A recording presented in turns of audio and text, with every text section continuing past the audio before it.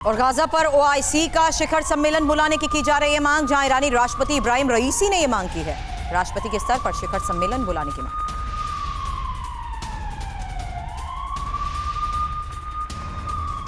और Iraq, Iran, Lebanon भारी घमासान। ये क्यों कह रहे हैं? क्योंकि लेबनान से हिजबुल्लाह का इजराइल पर हमला, ये एक और सबसे बड़ी खबर सामने आई है। जहां देखिए लगातार बिगड़ते हालात के बीच इन खबरों के मायने भी बढ़ जाते हैं। जहां सीरिया में ईरान समर्थित गुट का इजराइल पर वार भी हुआ है और सीरिया में अमेरिकी सैन्य अड्डों पर बमबारी लगातार जारी है। और यही वजह है कि लगातार हो रही इस बमबारी के बाद अमेरिका भी अब एक्शन में है। हालांकि इराक में भी यूएस मिलिट्री बेस पर बारूदी प्रहार को लेकर निधि कई बड़ी खबरें सामने आ चुकी हैं।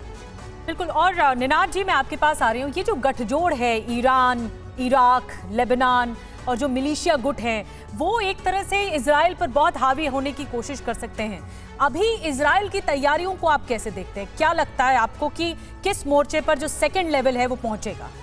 देखिए, 3 फैक्टर्स हैं। पहला फैक्टर ये है कि इजराइल को, जैसे मेरी जो अंडरस्टैंडिंग है, कॉम्बैट रेडी इजराइल को 3 देश भी आ जाएं तो भी इतना आसान नहीं होगा हराना। क्योंकि इजराइल आप अगर देख रहे हैं तो वो रुक नहीं रहा है, वो जा रहा है। इजराइल की फिलॉसफी रही है टोटल वॉर, वो जा रहा है और पूरा का पूरा जा रहा है। इजराइल के पास एयरफोर्स बहुत केपेबल है, इजराइल के पास मिसाइल्स, जैसे आपने काफ़ी मिसाइल्स की बात की पर आपने जेरिको मिसाइल की बात नहीं करी, जो एक खतरनाक मिसाइल इजराइल के पास है, जो निस्ते नाबूद कर सकती है ईरान को भी। तो इजराइल के पास, लोग बार बार एक चीज़ भूल जाते हैं, इजराइल के पास 90 न्यूक्लियर वेपन्स हैं। इजराइल कोई छोटा या हल्के में लेने वाला देश नहीं है। टाइम लगेगा, मुश्किल होगी। इजराइल के पास पहली बार इतने सारे रॉकेट अटैक्स होंगे, इजी नहीं रहेगा। पर ना लेबनान इजराइल को हरा सकता है, ना, मैं तो यहाँ तक कहूँगा, ना ईरान इजराइल को हरा सकता है। क्योंकि इजराइल की पूरी जो स्ट्रेटेजिक कल्चर है वो लड़ने का कल्चर है। उनको आपने हराया नहीं है, उनको आपने अचानक अटैक, टेररिस्ट अटैक करके उनके छोटे बच्चों के गले काटना और इजरायली सोल्जर को मारने में बहुत बड़ा फर्क है। और ये अभी आप जैसे देखेंगे कुछ अगले दिनों में